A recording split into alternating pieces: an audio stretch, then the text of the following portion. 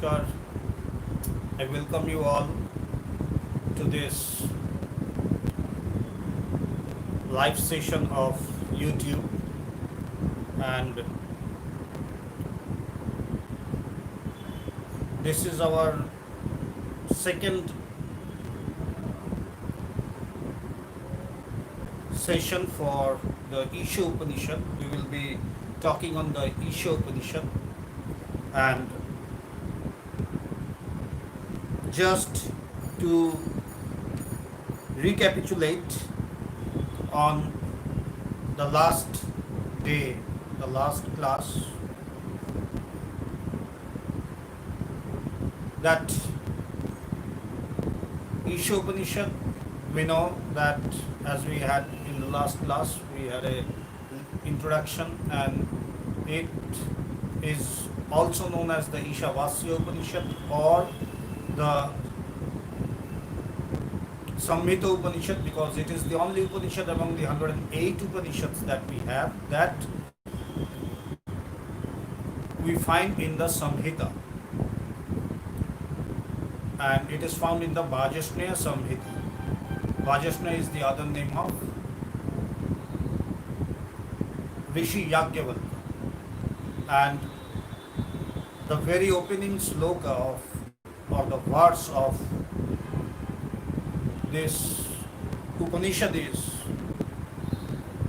Isa Vasyamidam Sarvam Yat Kincha Jagatyam Jagat Tena Yaktena Bhunjita Magridha Kashyasvidha. That means the whole universe is enveloped by the Supreme, and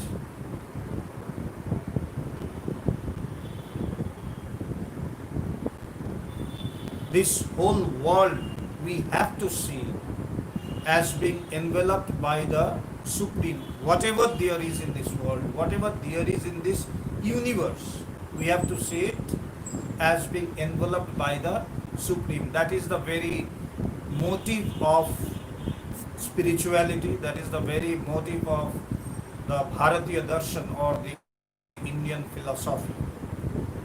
So, and then it is said that Tena Tyaktena Bhunjitha Magridha Kashvasidhanam. That means whatever we have to enjoy it by renunciation and protect the self. Now, how can we protect the self? We can protect the self by renunciating the other things that we see, and to share. By sharing the things, we have to protect the self, and that we must not envy others' wealth, because the wealth is never for anyone. It is today for me, tomorrow for you, the day after tomorrow for another one. So it is said that whose is this wealth? Because nobody takes, we know, that nobody takes even a penny with him when he leaves this world. So Tena Tyaktena Bhunjitha, enjoy life by renunciation, by renunciating, by sharing. Renunciating means you have to share this, that is renunciation. So enjoy life and protect the self by sharing with others, and Magridha Kashvasidhanam, never envy the wealth of others, because wealth is of no one. It doesn't belong to anyone. Today it is mine, tomorrow it is yours, the next day it will be some others. So that was where we left. Now today we will be proceeding with the second sloka, the second verse of Isha Upanishad.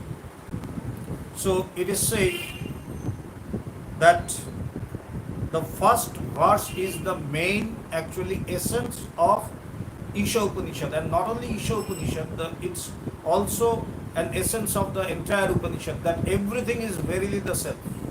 whatever we see, whatever we feel, whatever we have, whatever we do, Sarvam Khalvidam Brahma. That is the proclamation of the Upanishads. So, the very first verse of Isha Upanishad speaks about this proclamation, speaks about the essence of the Isha Upanishad, and that is why much stress has been given to this very verse, the first one with which it opens. Now, this is spoken about a person who wishes to renounce, to share his things, to renounce the thing for achieving the supreme, where he sees that the whole universe is engulfed or enveloped by the supreme. But the beauty of the Upanishads are that they does not only speak about the supreme thing, they are also meant for the novice, the learners, those who have just stepped into spirituality.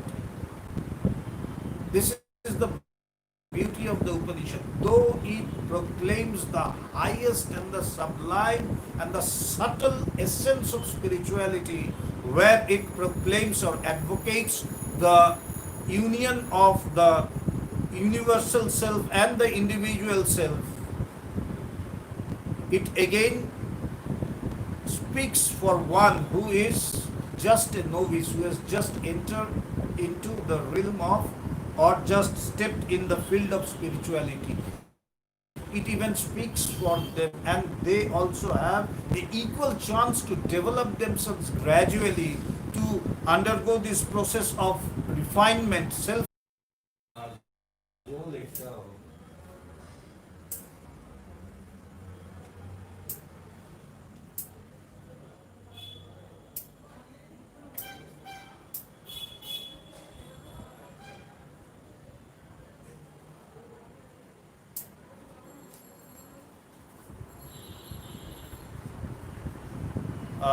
Welcome back. I'm sorry because there was an interruption in the network, and due to that we could not get you. So we are really sorry for this, but that's an important parcel of life, that this happened, and then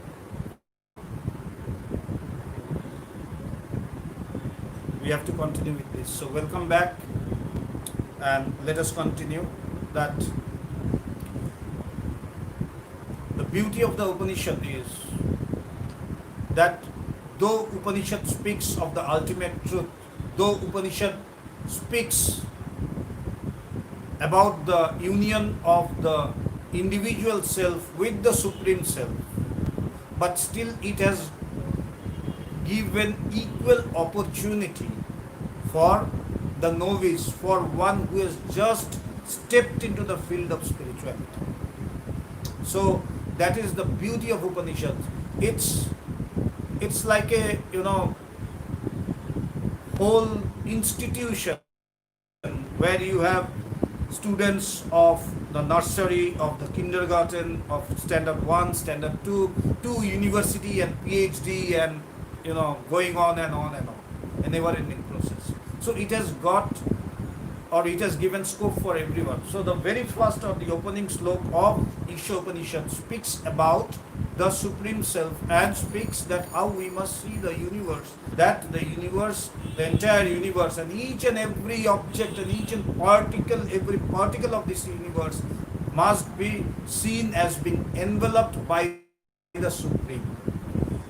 And it says that enjoy by renunciating. But it is not possible for everyone to go in this path, to have renunciation, or to see the Lord, engulfing everything, enveloping everything. So it is not right for it, possible for everyone to comprehend this high spirituality. So, what is there for one who does not have this renunciation or this state of mind where he cannot renunciate and he wishes to live a happy life, for example, when we come to spiritual field, what we think that okay, I am going to my guru or I am going to an organization, spiritual organization, so I have everything with me now. What I want is just peace of mind, and I will be very happy with my family, very happy with everything. Okay, I will a bit spiritual also, and I will have a happy and peaceful life.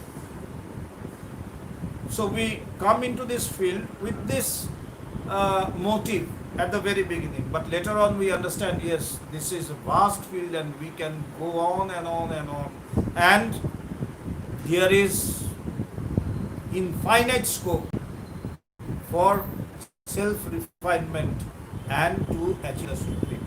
But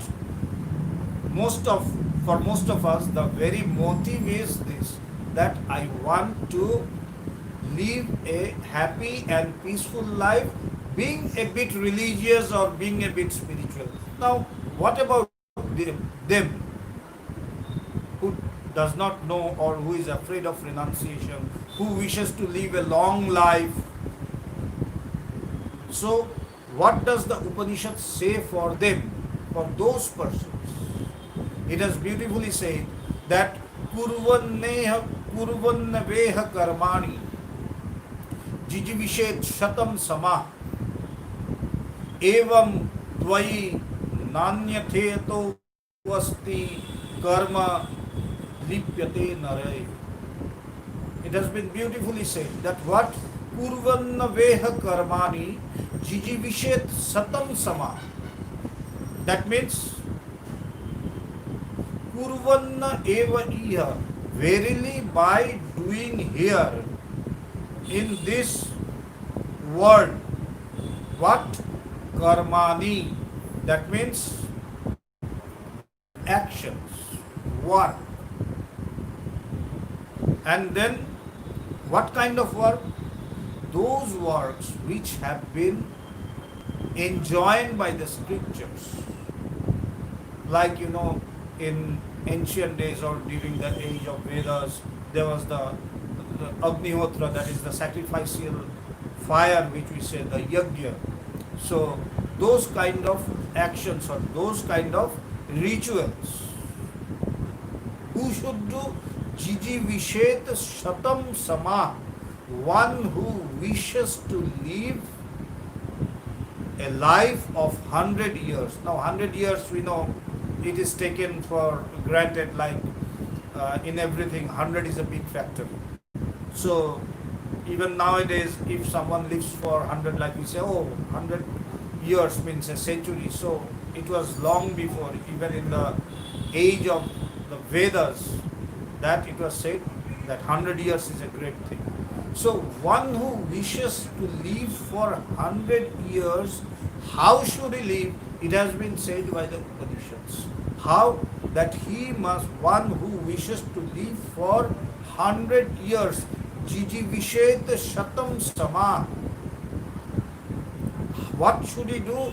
Evam tvai. For you, one who hankers for a long life, one who wishes to live a long life, for you, na asti nare. Nare means man. For that person who wishes to live a long life of 100 years, na asti, there is not anyatha, other mode, ita, then this present mode of life where you perform sacrificial fire, the yajna and all these things. And therefore, when you do all these things which have been said in the Vedas, in the Upanishads, then what you do? Na karma lipyate nare. Then you do not get yourself attached to these karmas. we always know that there are two paths.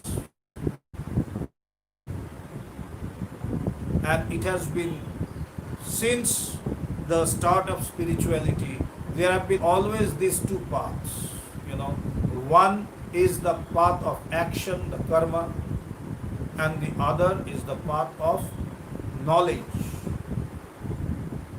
where the works are removed and it is said to think about the Supreme Self. So there have been these two paths right from the start of spirituality. There have been these two paths. Even we find in the Gita also these two paths. It has been said in the Gita when Krishna was telling to Arjuna about the Sankhya Yoga, and then again he was telling about the Karma Yoga, and Arjuna was confused that once you are telling me to renounce all actions and then you are again telling me to perform all actions, please tell me one definite thing, because I am confused. And then he goes to explain elaborately the finer things of Karma Yoga.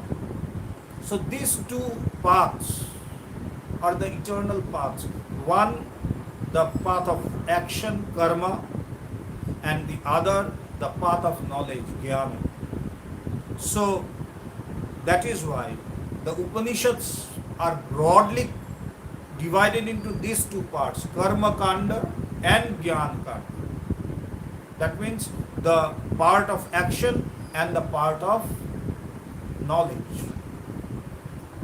So one who wishes to live a long life, he must in this world lead a life where he should practice the actions as have been enjoined in the Upanishads, in the scriptures, in the Vedas. What are those karmas? The Agnihotra and all those things. And when one follows the actions or the karmas as have been enjoined in the Vedas or in our scriptures, if one follows them honestly, with sincerity, one does not get attached to those karmas. And that is the secret of Karma Yoga. Not to give up karma, but not to be attached with the karma or with its fruits. As we know, the beautiful and the celebrated sloka of Srimad Bhagavad Gita, that you have the right to work, to perform action, but not to its fruits. Karmanyevadhikaraste ma phaleshu kadachana. We know this. So, if one performs all these karmas as have been enjoined by the scriptures with all sincerity and with all honesty, then what happens? One leads a long life without getting attached to the karma or their fruits. Karma phala. So, this is the second verse. Kurvan naveha karmani jiji visheda shatam sama evam tvai nanyathe to asti karma lipyate nare. Now, this is the way of the Vedas, how to perform karmas. Now, from the third sloka,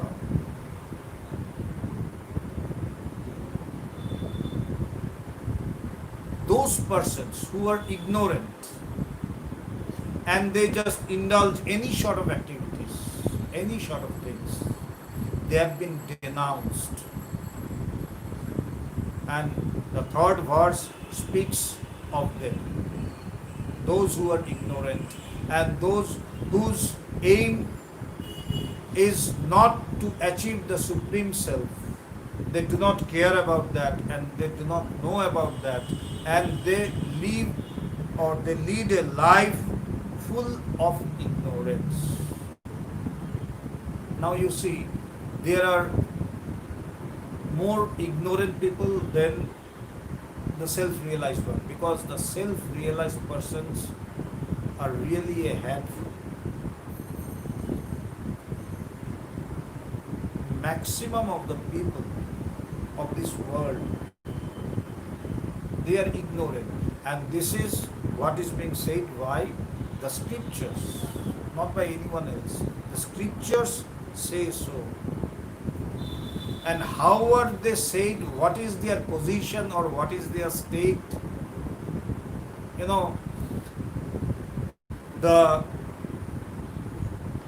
scriptures or our self-realized persons, they speak very frankly and very straightforward. They do not hold themselves to be good to someone. If someone is doing something not good, it will say straightforward that, see, this is not okay. You please try to do in this way. Why? It is like the doctor. When you go to a doctor, and if maybe I am having a heart problem, a problem in the heart, a cardiac problem, but I am fine, from externally I am feeling fit and fine, but I have some uneasiness or something like this which I don't care. But due to the pressure from the family or from my friends or from my relatives, I go to the doctor. The doctor does a check. He will test the blood, he will give me the TMT test, TMT and all other things, ECG and all these things will be done. And then the result will be in his hand, which will show my condition of the heart. And then he will say that, sorry, Swamiji, your heart position is not good.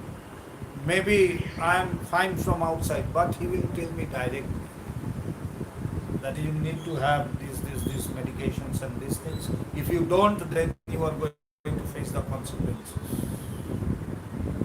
Because he is a doctor, he is there to treat me, to make me healthy.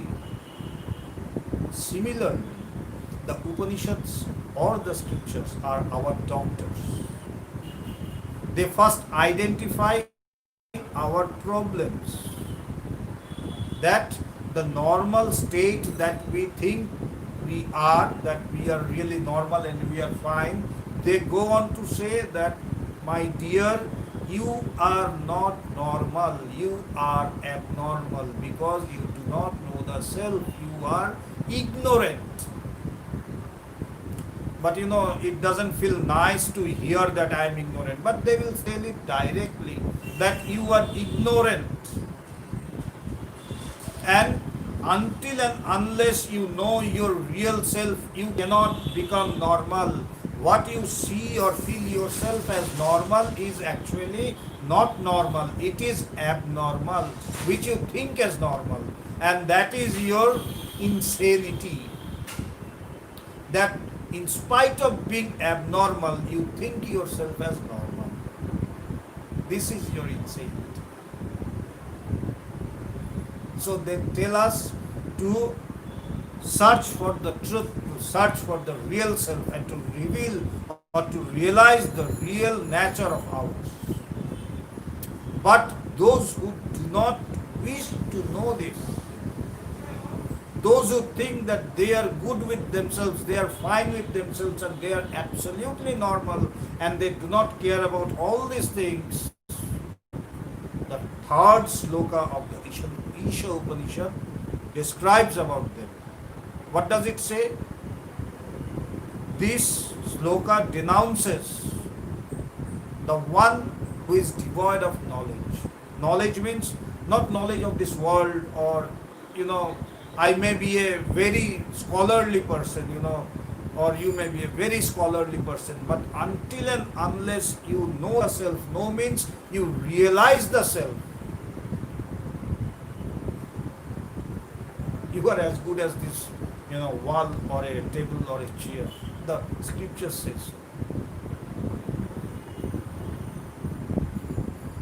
So what does it say?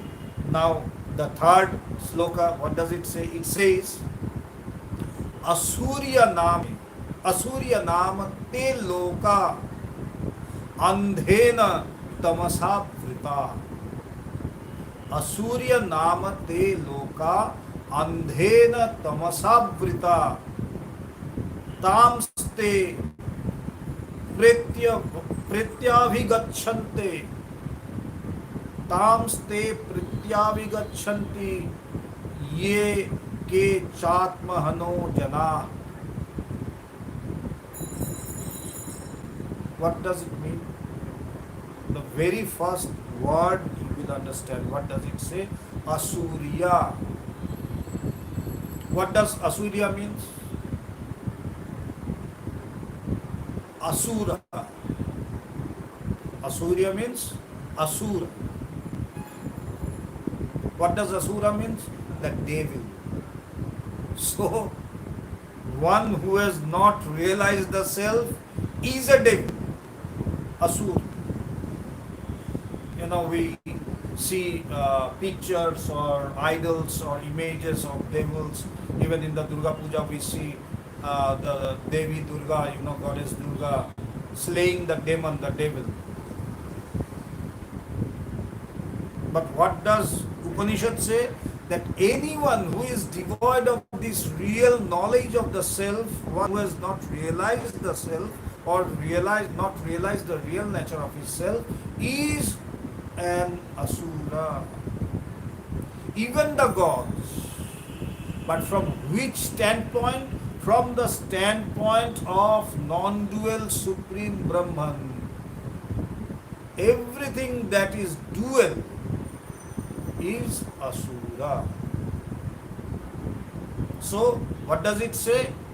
Asura namate loka andhena tamasa.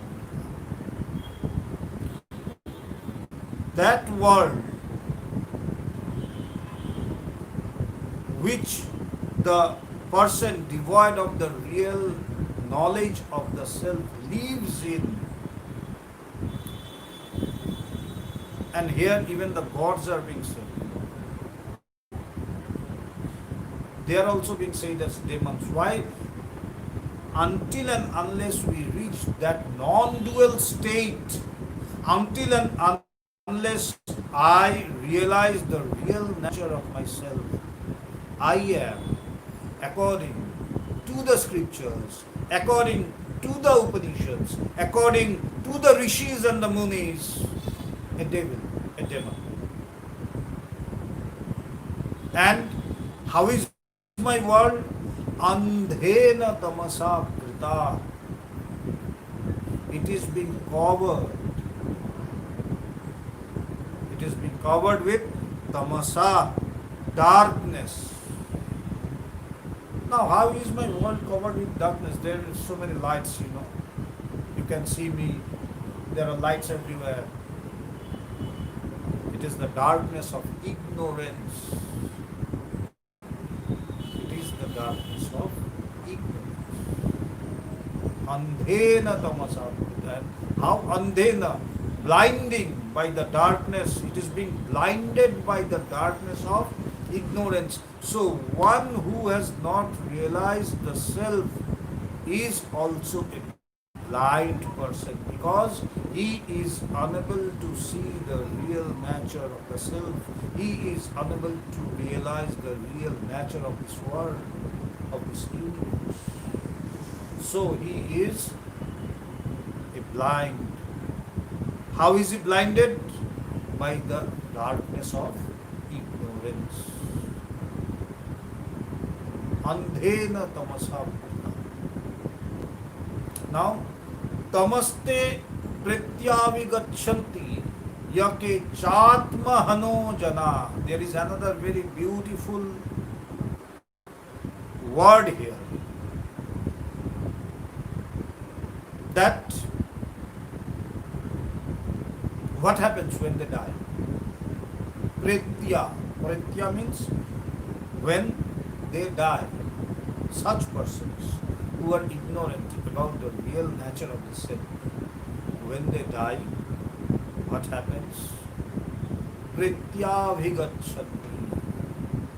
They transmigrate from one birth to another, from one birth to another.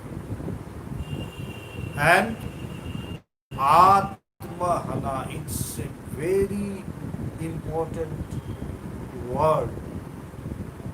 Atmahana means, we know the word Atmahanan means killing one's self, what we naturally or normally call suicide.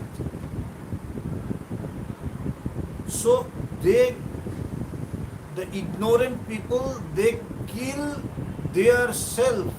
Now how can the self be killed, which is ajo nitya shashwata ayam purano na hanyate hanyamane sharire? How can that self be killed?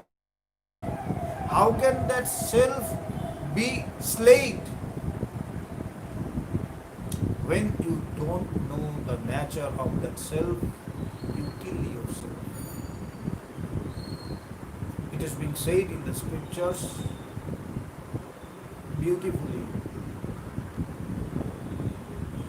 Jatra jiva, tatra shiva. Wherever there is this jiva, it is verily that Shiva. But until and unless we know this nature of Shiva of ours, we are killing that Shiva and we live as Jiva. That is Atmahana or Atmahanan or suicide, what we say.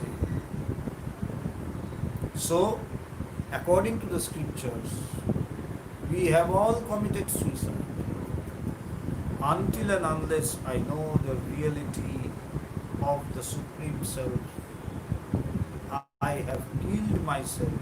So that I am living or you are living, our self-realized persons, they say, you seem or you appear to live, but actually you are not living. You are more dead than alive. So see how beautiful and at the same time how straightforward they are. They don't look up to our faces to gratify us, to please us. They don't care about it. They talk about the self, they talk about the reality, they talk about the truth. That until and unless you know the real nature of yourself, you are dead. You are more dead than alive. So, to the one who have not known the self, who they are asuras, and for them when they die, what happens? The ignorant people, after giving up this body, this whole life is covered in the darkness of ignorance. Asurya namate loka andhena tamasaprita tamaste prityavigachanti ya chatmahano jana. So it's very beautiful. If we follow the Upanishads and if we can really implement them, the words which have been said by the rishis, if we can realize them, our life becomes a world of light, a world of hope, a world of peace. But until and unless we realize this Supreme Self or this real nature of ours, whatever we may speak, whatever we may say, it's of no use. So, the world of devils are covered by blinding darkness. They say it very clearly. And those people that kill the self, go to them. So, killing the self means not knowing the self is killing the self. And where do they go? They go to the devils. After they give up their body, they go to those worlds, the world of the devils, until and unless they know the self. And that is why that birth is said to be the last birth during which we can know or realize our self. And now, killing the self, as it has been said. Now, what is the nature of the self? We know those of whom who we are, acquainted with spirituality. We know that the self cannot be killed. It has been time and again said. But this killing is, which actually means not knowing the self, is killing the self. Once it happened with Ramana Maharshi, who was a great self-realized person who lived in Arunachalam, in the south of India. A devotee went to him and said that he was, addressed as Bhagavan. So a devotee went to him, and as devotees ask questions to the self-realized person, so this devotee also went to him and he said that Bhagavan, is committing suicide a crime? Is committing suicide not good? Then Ramana Maharshi smiled and said, "You have already committed suicide." And he was just taken aback that he was still living, and Ramana Maharshi was telling that you have committed suicide. Then the followers who were with Ramana Maharshi always, who understood what he meant, they said that until and unless you know the self, you have killed yourself. You have killed the Shiva in you, and you are loitering, you are, going here and there, being a Jiva. So, this killing of the Shiva means, or killing of the self means, not knowing the self. So, that is the third sloka, that is the third verse. Asurya namate loka andhena tamasa prita tamste pratyabhigachanti ye ke chatmahano jana. Now, as it is said that they who kill the self, they go to the world of the demons. Now, from the fourth shloka, the nature of the self is being described. That what is the nature of the self? That self which has been said about, which has been spoken about, what is the nature of that self?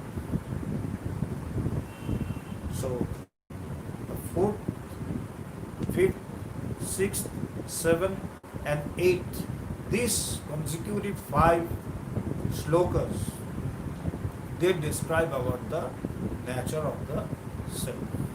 So the fourth sloka says, Anejet ekam manaso javiyo na enat devaha apnuvan purvam arsat tad dhavato anyan atyeti tishtat tasmin apo matarishwa dadhati. That how is the self? Anejat. Anejat ekam. Anejat means unmoving. Ejat means moving. And anejat means unmoving. How is the self? It is unmoving. That means it is unchangeable, because when it does not move, it does not change. So it is unmoving, it is unchangeable. Anejat. And how is it? Ekam, one. It is one, unmoving. Javiyo. Javiyo means it is faster. Javiyo means faster. Javiyo manasa, it is, manasa means then the mind. That means it is faster than the mind. Javiyo means faster, and Manasa means the mind. So it is faster than the mind. Devaha, the gods, na apnuvan, could not overtake enat it. So you see, there is a very important aspect of the Upanishad, that when we go through the Upanishad, if you read it, you will see very contradictory things being said, just one after another. Complete contradictory things have been said. But when you come to know the reality of the meaning of those slokas, you see that they are not actually contradictory. They appear as contradictory, but they actually bring out the finest meaning of the self. Though the self cannot be expressed, but the rishis, the munis, they have tried their best to express about the self in the subtlest way, in the most sublime of the ways. Then you come to enjoy the essence of the Upanishads. But for that you have to hear about the Upanishads. You know, I just happen to remember one incident that we went to when we were young, just after coming to Bhagavan, and he always inspired us to talk to people, to meet people, to talk about Vedanta, to speak about Vedanta, to discuss Vedanta. And at times we were also reluctant, we were reluctant from the cause that, we were just hearing from him. So we at times told that Bhagavan, we are just now learners, and you are just telling us to go to people and to talk to them, to discuss about Vedanta, to speak about Vedanta. So, if we fail or if we cannot, so he always used to inspire us, and he said, if you fail, I'm here. So he's just like that, He always takes up the responsibility, and he's always there as a backup, but by his grace we never failed. It is by his grace. If we ever misrepresented, it is our fault. But what he has taught us is really beautiful.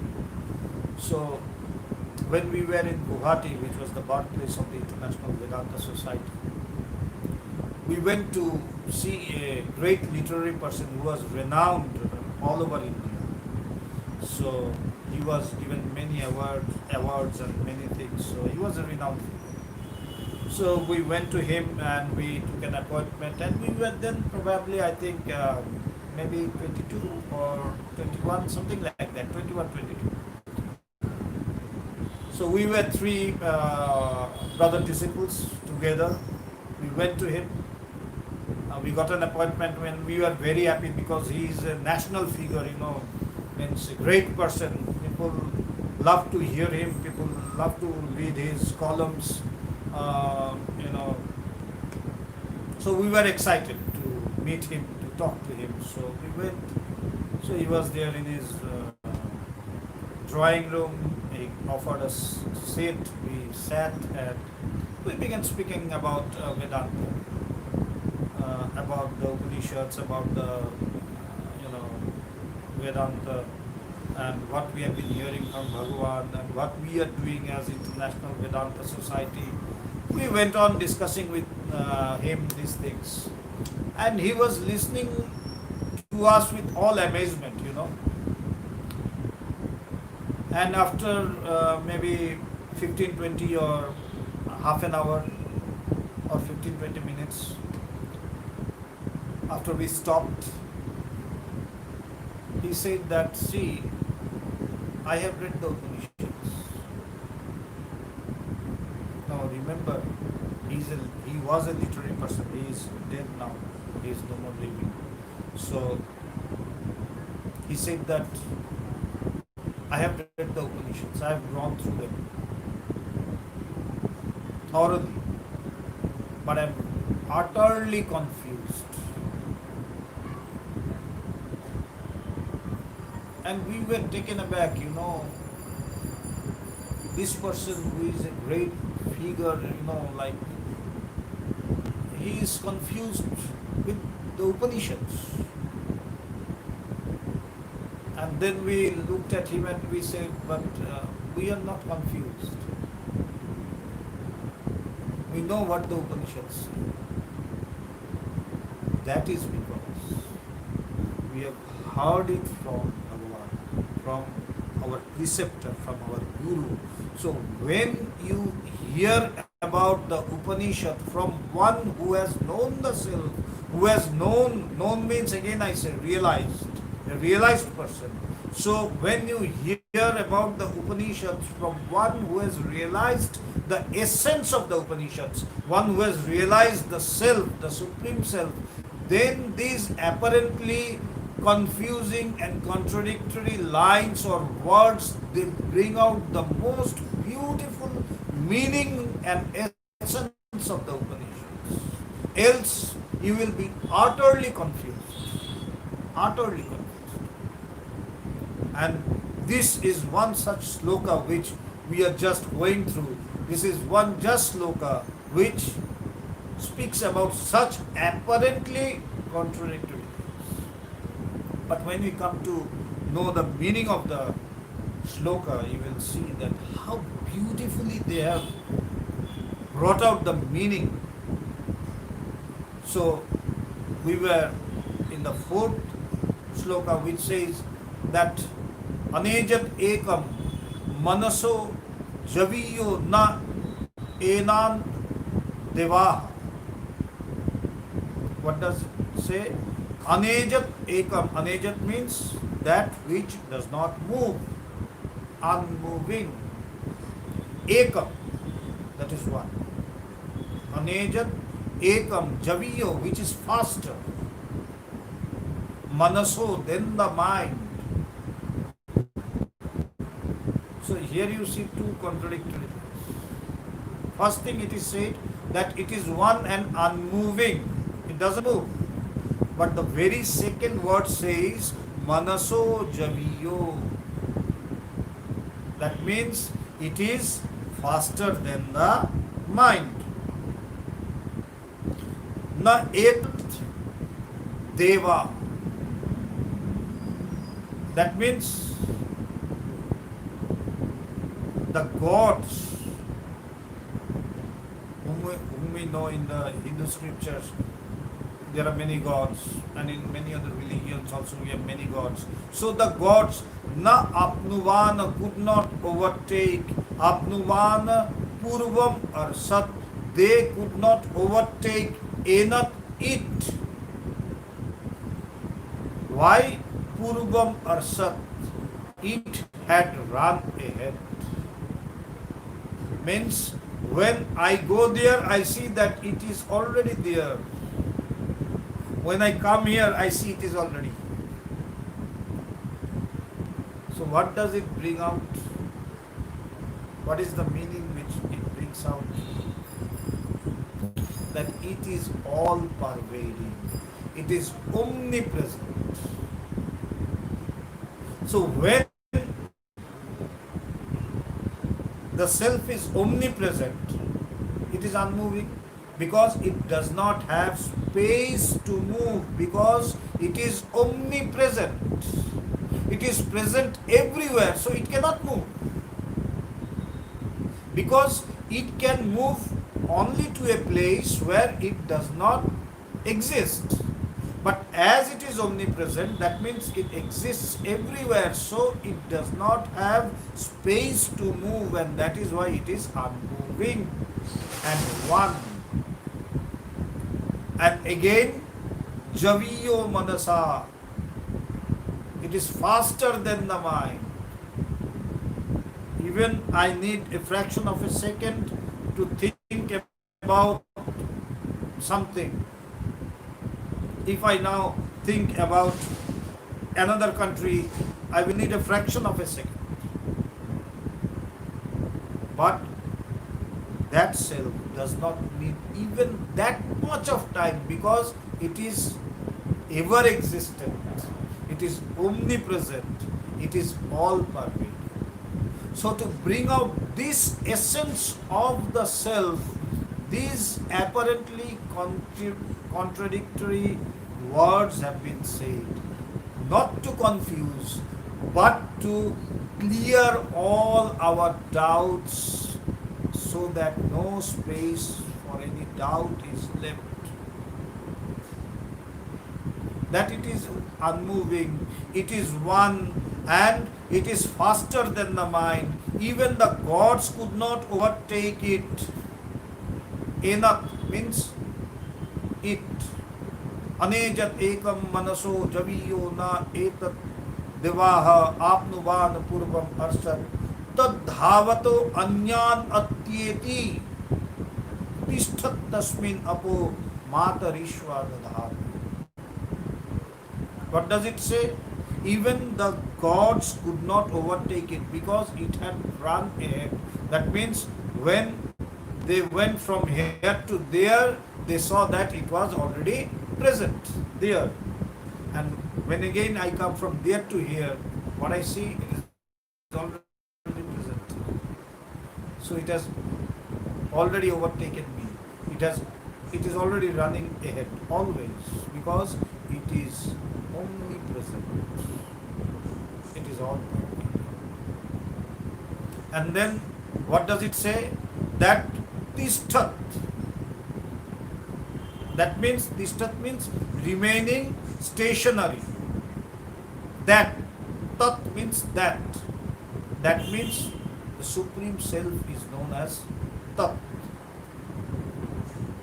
Like Om Tat Sat or Tat Tvam Asi. In these lines, the word Tat refers to the Supreme Self. So, Tat Dhavato Anyana Atyeti. Tat means that. Atyeti means overruns or outruns. Atyeti means outruns. It goes ahead. Dhavato Anyan, then all other fast moving objects. However fast moving object we may think of, and that is why it is said Javiyo Manaso, the fastest moving thing which we can think of is the mind. And it says that it is faster than the mind. Nothing is faster than it. Nothing. Sitting here, I can think of Mars just in a fraction of a second. My thought has reached Mars. So not even a second. Even the light energy will need some time to reach Mars. But for my mind or for our mind, it needs just a fraction of a second to reach Mars. But it is said that the Supreme Self is faster than the mind. So it is also said that Atyeti Dhavato Anyan, it outruns all other fast moving objects. And how does it outruns? Tishtat Tasmin. That is Tishtat. Tishtat means it is stationary. Tasmin, there. And Tasmin, it being here. It is here, stationary. And being here stationary, it outruns all the fast moving objects which we can think of, even faster than the mind, which is the fastest thing. So, remaining stationary, it outruns everything. That means it is omnipresent. And what is the power of that self, the Supreme Self? Matarishwa dadhati. Beautifully said. Matarishwa means air. Dadhati means it allots or it supports. Apo. Apo means, normally Apo means water, but here Apo means all the activities. All the activities. Matarishwa means air. Dadhati means allots. Apa means activities, and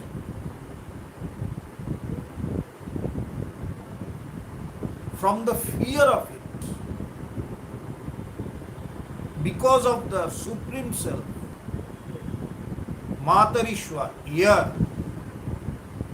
it allots all the activities. Matarishwa, why it is said that Matarishwa allots all the activities, and why does Apo here, actually Apo literally means water, but here it refers to as activities. Why? Because Apo means water. So as water is the cause of the life, because it supports our life, water is necessary for our life. And also in the sacrificial fire, that is in the Agnihotra or Yagna, this liquid is necessary, like milk or ghee, water, these are necessary. So these liquids, they support our life, and also water, it supports our life. That is why water, here the word apo signifies activities. So here it is said that Matarishwa, that is air, it allots all the activities. Why does air allot all the activities? Because air is the vital thing. Without air, nothing is possible. It is the basic thing which is needed for life, for sustaining life. So it is said that it allots all the activities. So due to the fear of that Supreme Self, now here the power of the Supreme Self is being discussed. First, the nature is being discussed, that it is omnipresent, it is all pervading. And now the power, that how is it, how powerful is it, that due to its fear, Matarishwa, air, allots all the activities to different things. Such is the power of the Supreme Self. But actually, these are meant to make us understand, to make us comprehend. Actually, whom shall it show power when there it is only one ekam? If I have to show power, there must be a second entity, there must be a second existence to whom I shall show my power. But if there is only me, whom to show the power? So these are meant to make us understand about the nature of Brahman, about the nature of the Supreme Self. Like in another Upanishad also, we find beautifully that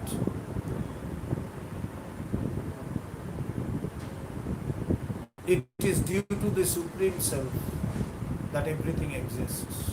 Whatever we see, it exists due to the Supreme Self, due to Brahman.